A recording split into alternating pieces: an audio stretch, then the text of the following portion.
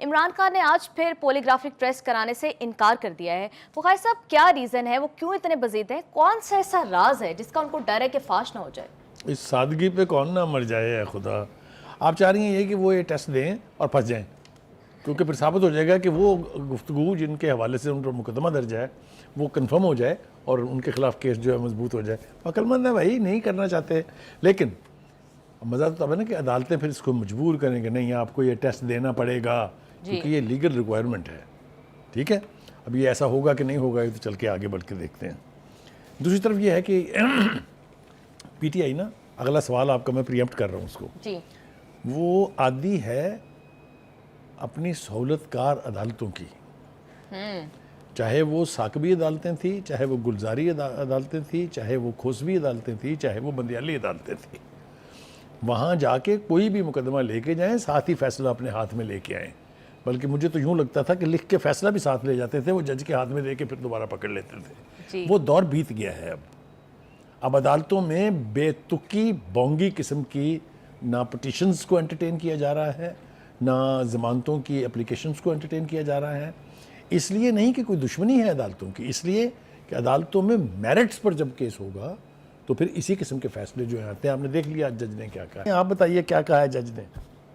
انہوں نے یہی کہا ہے کہ میرا تو دل چاہتا ہے کہ جرمانہ لگا کر اس درخواست کو جو ہے وہ خارج کر دوں۔ آپ نے کبھی پہلے سنا تھا جس دور کی میں بات کر رہا ہوں وہاں کسی نے پی ٹی آئی کے کسی پٹیشن پر اس طرح کی بات کی ہو؟ کہنے کا مطلب یہ ہے کہ اب وہاں سے عدالتوں سے سہولت کاری جو ہے وہ ہو گئی ہے ختم۔ دوسری طرف جو ہے، آپ کو یاد ہے کس کس قسم کے القابات سے فوج کو نوازا گیا تھا، یاد ہے نا؟ جی، کبھی غدار، کبھی میر جعفر، کبھی میر صادق۔ اب وہ کل بھی ہم نے اپنے پروگرام میں کہا تھا کہ وہ کہتے ہیں کہ اتحاد کر لیں بھائی، اور ہم نے اس کے اوپر تبصرہ یہ کیا تھا کہ اس کا مطلب کہیں یہ تو نہیں ہے کہ فوج اور وہ جو ہے ایک دوسرے میں ضم ہو جائیں۔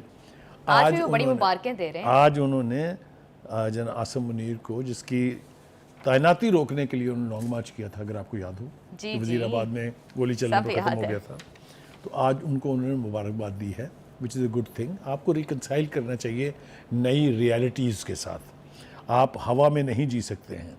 اور دوسری بات یہ ہے کہ آپ اپنے بیانات پر پھر قائم بھی رہیں۔ آپ صبح کچھ کہتے ہیں، شام کو کچھ کہتے ہیں، دن میں کچھ کہتے ہیں، اور انتہائی ڈھٹائی سے بغیر کسی شرمندگی کے آپ یو ٹرن لے لیتے ہیں۔ اور یو ٹرن کے حوالے سے میں بتاتا چلوں کہ جو بانی پی ٹی آئی ان کا خیال یہ ہے کہ یہ ایک بڑے لیڈر کی نشانی ہے کہ وہ اپنے لفظوں پہ قائم نہ رہے۔ یہ ہم نے پہلی دفعہ سنا ہے۔ ہم تو یہ سنتے تھے کہ وہ بڑا لیڈر وہ ہے جو اپنے لفظوں کا پاس رکھے، جو اپنے کیے ہوئے وعدے پورے کرے، جو جس چیز پہ موقف اختیار کر لے وہاں سے پیچھے نہ ہٹے۔ لیکن یہ بہرحال ان کی اپنی انٹرپریٹیشن ہے۔ اب دیکھنا یہ ہے کہ کیا اسٹیبلشمنٹ کے ساتھ ان کے تعلقات بحال ہوتے ہیں کہ نہیں ہوتے ہیں۔ ایسا کوئی اشاریہ ہمیں نہیں مل رہا ہے جس سے ہم یہ کہیں کہ شاید یہ ہو جائے، بیکاز جس قسم کی یعنی آپ کے یہ مخاصمت رہی ہے دونوں کے بیچ، پی ٹی آئی، بانی پی ٹی آئی اور اسٹیبلشمنٹ کے بیچ، اس میں بہت جلدی کسی ایسے انقلابی اقدام کی توقع نہیں کی جا سکتی کہ وہ پھر ایک دوسرے کے ساتھ شیر و شکر ہو جائیں۔